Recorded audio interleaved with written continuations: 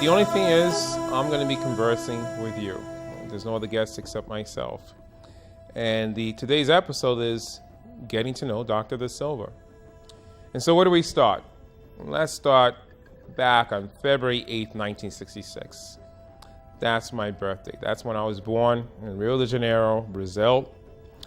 And my parents, musicians.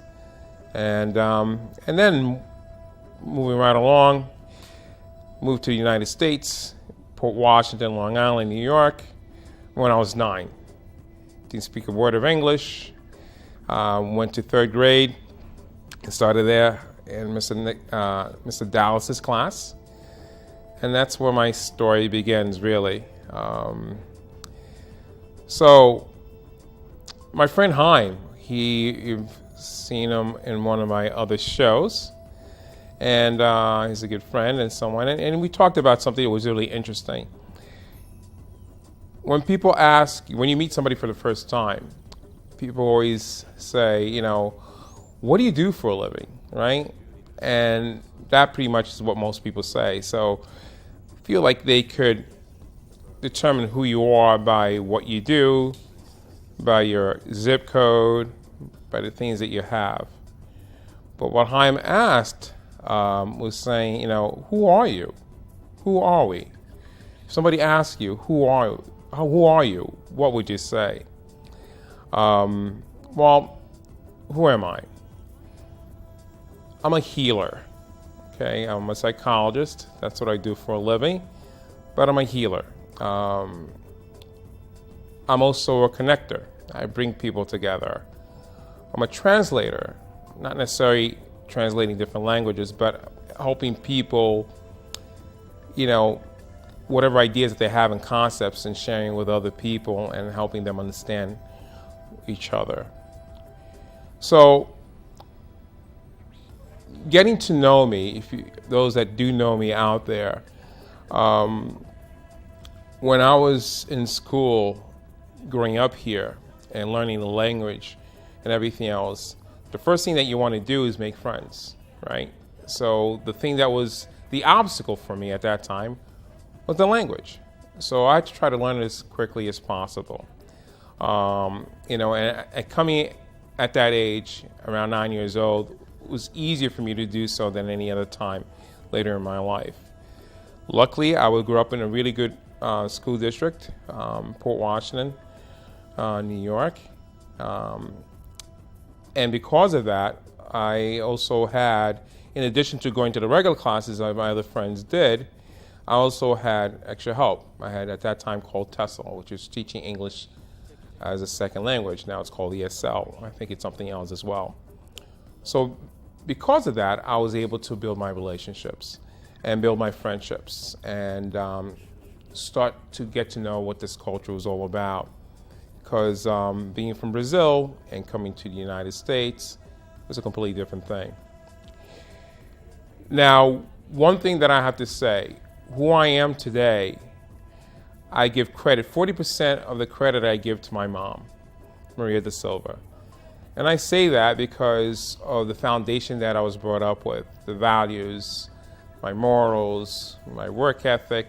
I give credit to that in regards to her. I also want to emulate my mom because she was a sort of a counselor and a healer for people. She always put people's needs before her own. And I thought that was commendable. And I wanted to emulate that as I got older. So that I give credit to. Also knowing my religious background, being brought up in Brazil, I was brought up Catholic. So I went to St. Peter's in Port Washington. So my background, as far as religious background, is of a Catholic one. So, God and Jesus is in my life every day. So the foundation that I got from those sermons and so on started building that foundation for me as well. Now, as I get older, as I begin to explore myself and who I am and everything else, I begin to build who I am to this day. And what I would say is that the other 60% that you know and that you refer to as cello is basically me. It's what I've gotten from the community, what I've gotten from, from education, from, everything else, that I took my free will and decided this is who I'm going to be. Once I graduated high school, I went to Williams College, and that's an experience in itself. Going to a place where now, all those years you're living with your parents and so on, so here you have an opportunity to explore who you are. You're on your own, you're meeting people from various different parts of the world, different parts of the country, different socioeconomic backgrounds, different cultures and so on. So here is really where you put yourself in a situation to really grow and to explore who you are within the context of others as well. I decided to make my major psychology. So I was a psychology major. But also I had other interests in sociology, anthropology. I did take various different languages at that particular time. And one course that I did take, and I was glad that I took it during my freshman year, my spring semester, was Nonviolence and Social Change, which was a pretty innovative class. It was a student-initiated course.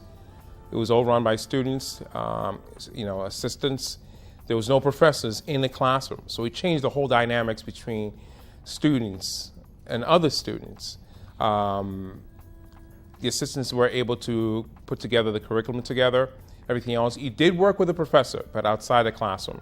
So we had to work throughout the whole semester with a professor on a project that we decided to work on. We also did position papers. Each student also had an opportunity to lead a class, facilitate a class twice a semester. So I'm glad I took that course from the get-go because it kind of set the pace of where I was going to take my education and what classes I was going to, incorporate into my formal education in college. And because that was able to set that kind of pace, I believe if I hadn't taken that perhaps my route would have been a different one. So I'm very grateful for that. It gave me leadership skills, gave me a confidence level that I didn't think I would ever have. And then eventually my senior year, I was a TA for it as well, teacher's assistant. So I was doing what others had done for me my freshman year. So that was my senior year. A pivotal point also in my life at that particular time was when junior year, I took Hinduism. And that was a tough class. And the reason why was because it challenged for the first time my beliefs in Christianity and Catholicism and so on. It made me ask questions. But what was really difficult to kind of get that class because I was trying to make contrast and comparison. And then Professor Haberman at that time told me, don't do that.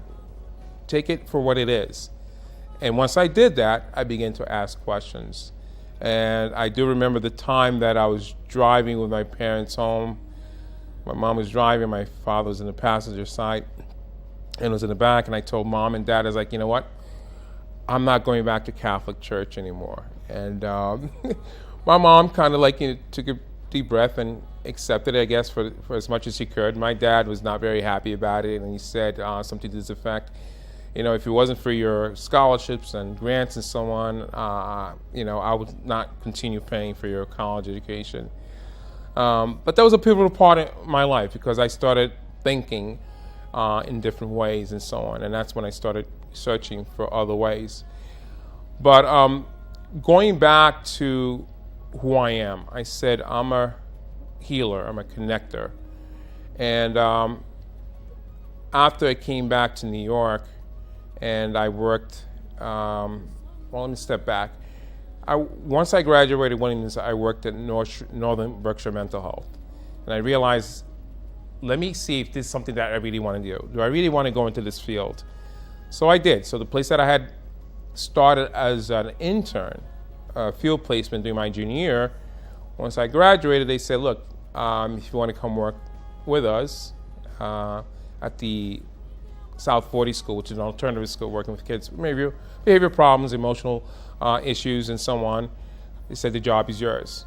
And I wasn't ready to leave Williamstown yet, so I did. I figured 2 years, I'd see, try different things throughout the agency and see if this is really what I want to pursue.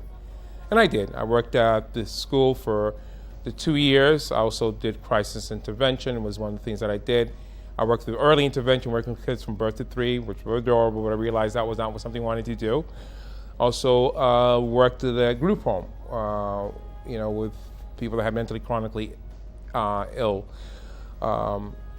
disorders. Realized that's not something what I wanted to do. And so after those 2 years, I was like, you know what, this is what I do want to pursue. I want to continue doing this. When I came back to New York, which was fall '91, I was able to work at a senior service center as a director. And because I was one population I never worked with. So that was great that I was able to do that as well.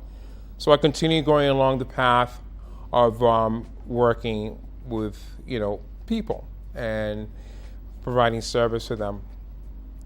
And then after that, I worked at North Shore Child and Family Guidance Center.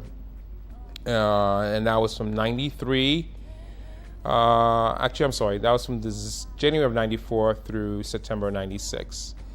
I did that for 2 years as a family specialist. And during that time, I was also on the board of directors of Community Trust in Port Washington.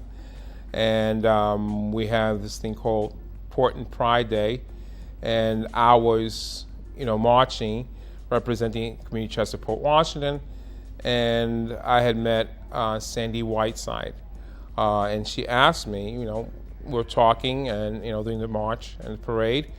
And she had asked me, what I was doing. I told her what I was, at that particular time, I was still directing the Senior Citizen Center, but I was getting ready to move on.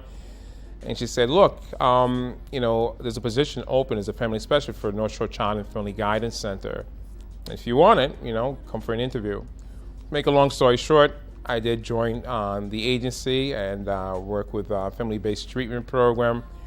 And one day I'm walking by her office and I see this mug.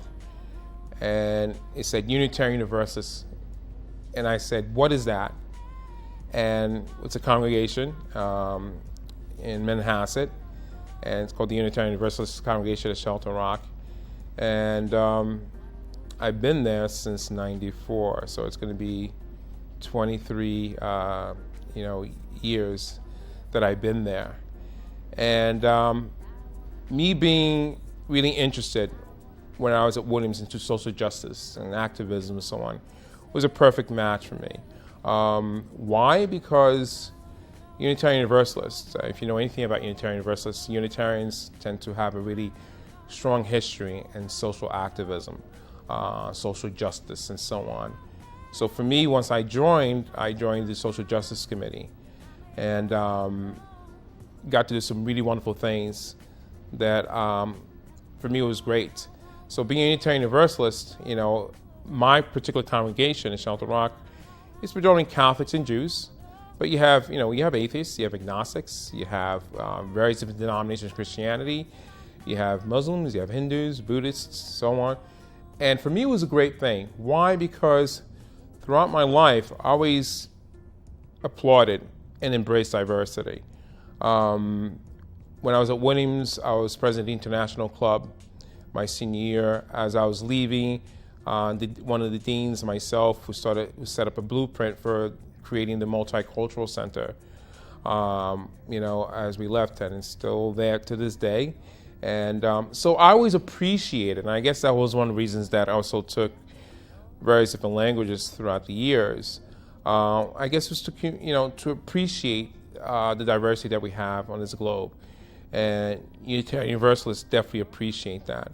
So going through that path of doing that, I found that this place really provided many things for me, provided a lot of my needs, whether it be my intellectual needs, whether it be community, whether it be the social activism and social justice part of it as well. But it's really a place that I felt fully accepted and embraced, and an abundance of love. Also, in the past 4 years, I've also now been working with the kids, the religious education, part of the congregation. And I've been an advisor now for the past 4 years, working with the 10th, 11th, and 12th graders. And for me, going that route, it's been a reawakening of who I am. I feel that our youth is our most important natural resource. If we invest our time, assets, love in every aspect of their lives, we're kind of sealing our fate. And that's something that we all could relate to from every part of the world, regardless of culture, regardless, of ethnicity, regardless of, religious beliefs and so on. So that's where I'm at with this. So who am I? One day I remember I was driving down Northern Boulevard, and I was in Manhasset, and I had to go number 2. And I said, my cousin who lives in Manhasset wasn't home. My parents were too far away. I wasn't going to make it. So what did I do? I went to my congregation, and as I was sitting there in the bowl, I came to this realization, and that was back in 2004, I believe. I realized everything that I did up to that point in time in my life, everything, had to do with enhancing my relationship with people, right? Starting first with God, my mom, my sister, my closest friends, my contextual friends, acquaintances, strangers, and even my dad at that particular time. And I realized that's all I wanted to do, was to enhance my relationship with people. That's my connection. My legacy was basically what I've been and what I've become has been because I've allowed people's hearts to touch my heart, and vice versa. That's a legacy that I want to leave behind.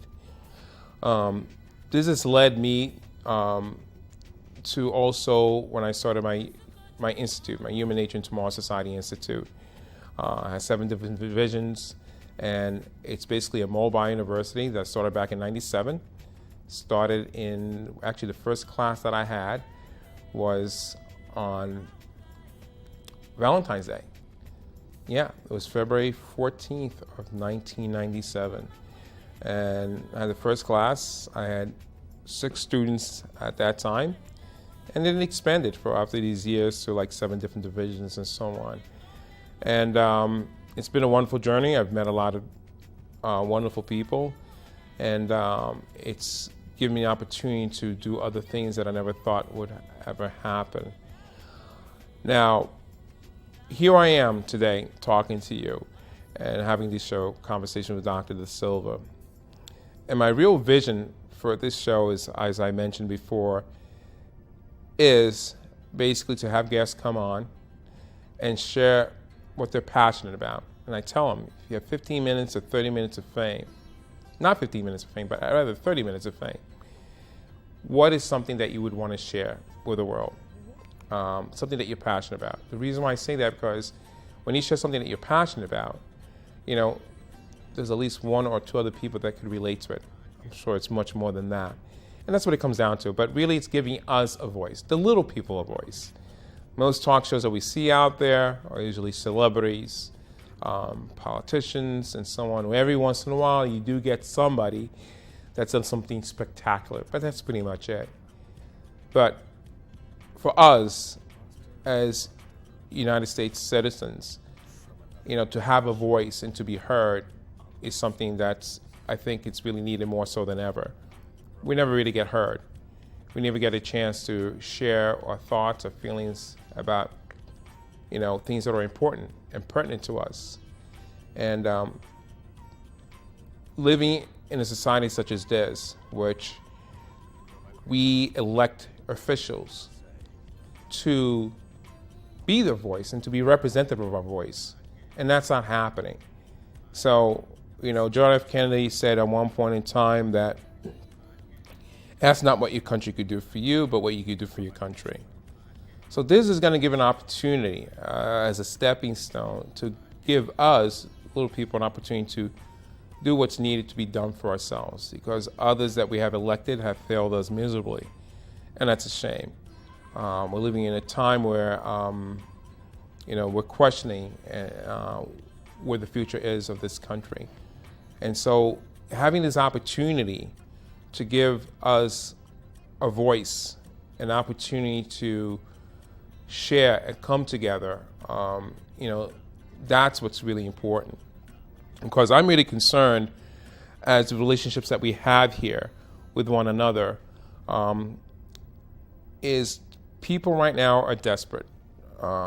People are extremely anxious. People are stressed. People are on a kind of fight and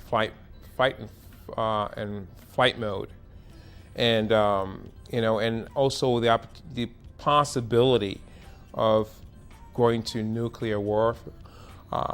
We're going back to a time where people were going through that Cold War, where people were concerned about that. So, if I'm concerned about people's well-being, and I consider myself a healer, I'm a connector and so on, and if my interest is about enhancing the relationship with every being out there and for others to do the same thing, that's the number one priority. Now, I remember growing up as a kid, I used to watch a show called G.I. Joe, and always at the end they would always give a message, and they would always end it was like, knowing is half the battle. So if you don't identify that there's a problem, we can't ever go to the next process of providing a solution to solve that problem. And one of the things that I've witnessed and what's been happening in the past many years is what I call the cauldron of negativity. And it first starts with basically trust. There's no trust out there. Trust is a challenge for people. Trust between family members, trust between lovers, trust between friends, trust between co-workers. That's something, that needs to be addressed. Another thing, people have become expendable and disposable. And so that's the second thing that's part of the cauldron of negativity. Work ethic. The work ethic that, our fathers, grandfathers, great-grandfathers had is not something that, many of the younger generations, my generation as well, also have. And I'm not just talking about work ethic in the sense of a career or a job, but work ethic in the sense of any kind of relationship, anything worth building and so on, takes work, takes patience. And so that's the third part. Also, immediate gratification. We're living in a society that people want immediate gratification. That ties into the work ethic as well. They want it now. They want it yesterday. And, and that's another issue that's a challenge for our society. People have become very superficial. It's a me, myself, and I society. People have become very materialistic. And finally, people also become spiritually bankrupted. So if you add that in the culture of negativity that we live in, on a day-to-day basis, you wake up into it, you go outside, it's around you and so on. How do we address these issues? And that's where we are at this particular time. So how do we, as a society, well, let's start from the ground up. They said it takes a community to raise a child, right? It's an African proverb. It takes a whole community to raise and to be there and supportive of a community. So those are the things that I work on. Those are the things that I have strong convictions about. And those are the things that I set up projects to basically enhance those possibilities. Why? Because we matter. We live in a country that, celebrates, again, the different diversities. The reason why this country became a powerhouse, literally in about 2 centuries' time, versus other nations that have been around for thousands and thousands of years, is because of our diversity, the strengths. Even though they came here for not necessarily the right reasons, to provide, for the few percentage that were up on top and so on, but they're all here. So basically, when you gather all our strengths together, from all the different ethnic backgrounds and different cultures and different beliefs and so on, and you put it together and it becomes a collective thing. It's a beautiful thing.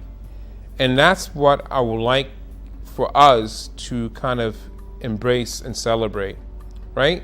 Right now we're in a period of that time of gratitude and Christmas spirit, right? And I just had a holiday dinner with friends, which I hadn't done for maybe 9 years. So it's a tradition that I used to do. It's a way for us to show gratitude for the friendships and that we've had and that we built. Because I feel the friends that I have throughout the years, from when I got to this country, back in 3rd grade in 1975 till now, they're part of who I am. They're part of who I become. At any given time, I could close my eyes or even keep my eyes open, and I could think of a memory, play back a memory like as if it was that yesterday, and it brings a smile to my face. It brings a certain feeling of happiness and love and joy, and that's what it's about. So I just had this holiday dinner this past Saturday, and we had 32 people, and we had people represented from as young as my middle school years till now. And just to sit back and to see some people that I hadn't seen for quite a long time and people that had never met each other, and just to see them interacting with each other, that was gratitude enough. And it just kind of reminds me what it is to be human, what it means to be connected. The sum of our parts is much bigger than, who we are as a whole is much stronger than the sum of our parts. And that's what it comes down to. So whatever it may be that I do, that I continue doing, again, it's about enhancing the relationships that I've had with others. And whatever challenges that we as a nation come to encounter, or we as a global community come to encounter, if we at any given time, we remember where we're coming from and what we have accomplished as humanity, it says something. There was a video with Jim Carrey, the comedian, yes. And you can find it on YouTube, and it's talking about how we're all connected. And whether we realize it or not. And it's true. And that's the basis of what I realize and I want to bring forth in creating other situations and other scenarios where we can pull together and do some really wonderful things here, regardless of challenges that we face right now and we will face in the future. Because that's my concern. And why? Because we matter. And so going back to the culture of negativity and kind of realizing that, to address these issues, to address these concerns, and to realize what's really important, because we are living right now in that situation of gratitude. When you show gratitude for the things that you do have, but also the things that you definitely don't want to have, the universe responds kindly.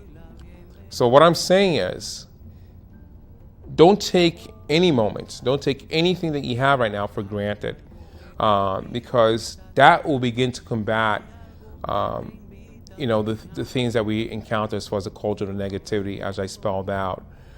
Another thing that I'm doing as well is, right now, the last Sunday of every month, I do a thing called I Am the Peace Movement.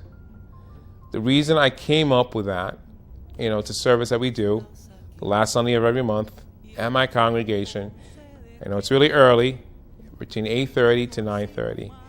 And the whole thing is basically, I'm thinking of all the different heroes that have been a positive impact in my life, has impacted me in a way to pursue the legacy that they left behind.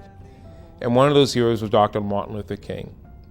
And we all remember his speech, I have a dream, right?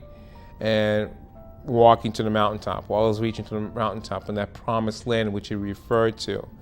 But unfortunately, he was taken away from us way too soon. And he dropped that torch of hope, and nobody's picked it up. So I said, you know what? I'm going to pick it up. Others will join me in picking that up.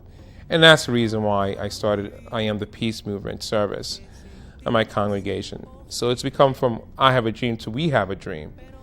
And the whole idea, the whole concept of this is basically to combat the negativity that's out there. We all turn on the news and we're overwhelmed with news of fear and hatred and anger and this and so on. Some people just don't even turn on the news anymore. So this whole service is basically to embrace peace, to put more love, positive thoughts, positive energy into the universe. Put it out there. And because I believe love is the strongest force in the universe. It's humanity's greatest ally. It inspires us most of the time to do the right thing, if not all the time. It motivates us and encourages us to do that. Now, what's humanity's greatest nemesis? It's fear. And the way I see it is basically the acronym for fear is fantasy experience is real, or fantasy experience is real, or false evidence appearing real. And fear, what it does is inspires people, motivates, encourages them to do the wrong thing all the time, and also impedes us from doing the right thing all the time. So if we realize that and embrace love and what it has to offer, because at any time throughout the history of humanity, what people have done in the name of love is really amazing things. But at the same time, fear has done some horrific things, and what happens. Many of you know I'm a big Star Wars fan, right? And Star Trek fan as well. And Master Yoda, right? Call my master, says, fear leads to anger. Anger leads to hatred. Hatred leads to suffering and misery. And if we look at any given time throughout our history, how that has worked out and how that's working right now with our society, it's a big challenge that we have. So again, to be not part of the problem, but to be part of the solution, there's many ways we could do it. One of the ways that I'm doing is through I Am the Peace Movement.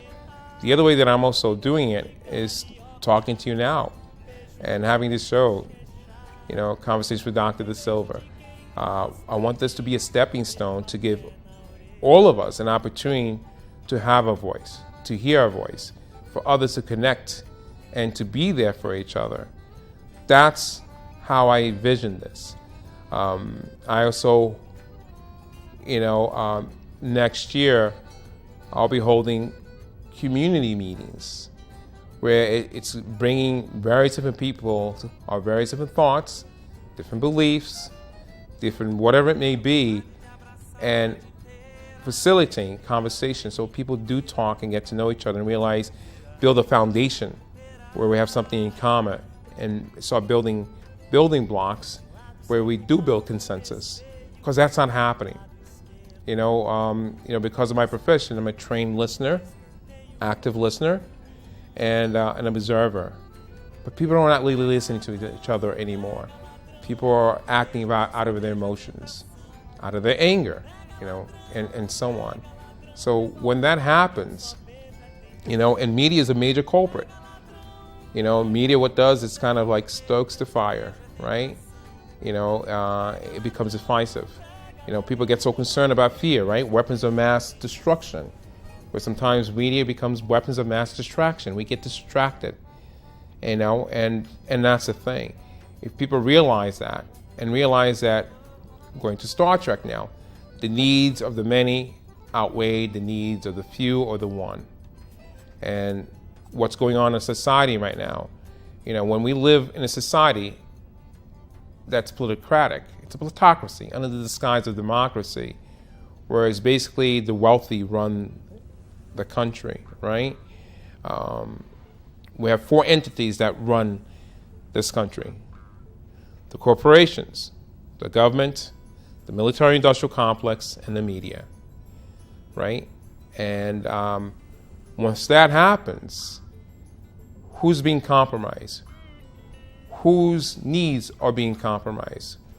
Whose needs of the few are being rewarded at the expense of the majority? So we, as American citizens, we have a moral obligation to be that voice and to reclaim, our power. I think of like all these wonderful people that did so much before us, that sacrificed so much, literally their lives, to have the things that we have now that we could take for granted. If they had the tools that we have today, I can't imagine what things they would have done. So we're missing that. One of the topics that I have that I do throughout libraries in Nassau throughout the years, and they always ask me to do it over and over again. I tell them, there's other topics I could talk about. And the title is, the more technologically connected we are, the more disconnected we become. And that's what's happening. We see it. We see it everywhere, right? People are doing this all the time. I even went as far as like doing the text-free Saturday. We're encouraging people to pick up the phone, talk old school. There's something that gets missed. When I hear my friend Melissa's laugh, that can't be caught by LOL. It can't. Something gets lost there. So it's important for us to embrace and celebrate our humanity. Yes, technology is great. It's a tool. But at the same time, don't let that be the ultimate goal. It's supposed to enhance our relationships. I'm grateful for Facebook and social media. Many may say, no, social media is destroying us. It's destroying our youth. It's destroying everything. No, it's a tool.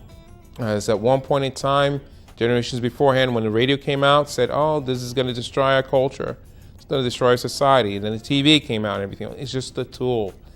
And that's what it comes down to. You put the hammer in the hands of Jimmy Carter, who built, Habitat for Humanity, right? It's building shelter. It's building homes for people that don't have homes. What a great concept that is for all these years, But then you put that hammer in the hand of some psychopath. They may call himself the Dark Thor, and he goes around serial killing people with a hammer, right? You blame the hammer? No, you blame the person who's using that hammer, that tool for whatever it means. So for me, I thank Mark Zuckerberg gratefully for providing us with this Facebook, because it's helped me connect with friends that I haven't seen for quite a long time. That's one thing. It's helped me continue professing my ideals and my convictions. It's helped me inspire and be inspired, to laugh, to see my friends and their families, where they may be far away and I don't have, an opportunity to see them face to face. All these things are instantaneous. So what can we do with a tool like this? It's infinite. We really could do something that really enhances us and goes back to, focusing on what is our most important natural resource, which again is our youth. And I am so grateful that I've had the opportunity to do that through my congregation with the senior seminar. And I remember the first time I went to a youth con, which you get connected with, it's a weekend type of thing. Usually it's from Friday through Sunday. And you get connected with other congregations, other Unitarian Universalist congregations from the local area. And it's amazing to see these youth. They do everything. They do the workshops, they do the planning, they do the worship planning. And we as advisors, we're just kind of sitting back and just being there supportive. But they do everything. And being part of that, kind of reignites the youth that we also have inside ourselves. And I think it's important to nurture that youth within ourselves. Why? Because that youth, at a very young age, there was no prejudice, there was no cynicism, there was a lot of creativity, There was no judgment. There's a lot of playfulness. We got to keep that within ourselves. Now, as an adult, we learn other things so we can nurture each other. So never lose that. I'm a Toys R Us kid. I'll never grow up. That's why people, when I post my things about Star Wars and everything else and Star Trek, makes people chuckle. And I hope it does that. But at the same time, it's a wonderful message. Those are the ideals that made me continue being who I am. And that's a wonderful thing. And I hope to continue doing that. And so this whole process is basically connection. So basically when I said, who is Dr. Da Silva? Who's Cello? Most of you know me as Cello. And I am not just my own. I am a product of all of you, all of us, of others before us that have impacted me through their teachings, through their experiences, through their living, the others that were part of my life at a young age, and all the other aspects of my life to this point in time. So I am you, you are me, because we are all connected. We're all part of a universe, whether we like it or not. And once we realize that basic aspect, that basic foundation, I believe, and I know for a fact, that the possibilities are endless. And we start beginning the healing process, because ultimately that's what it is. We're all in the same boat. And right now what I see is that boat is sinking, and the majority of us are pointing fingers, yelling and screaming and hating and everything else. And a few of us are saying, hey guys and gals, the boat is sinking. Should we basically put everything aside right now and focus and plugging up those holes? Because ultimately at the end, that's all we have. That's all we have is us. There's no us and them, just us. And that's what it comes down to. And I just want to basically say thank you for the opportunity for letting me speak. Rambling on here. But if you didn't know who I was before, maybe get a little better understanding of who I am and where I'm going with all of this. And that's it. Otherwise, I just want to say, live long and prosper, and may the force be with all of us. Thank you, and I love you, sir.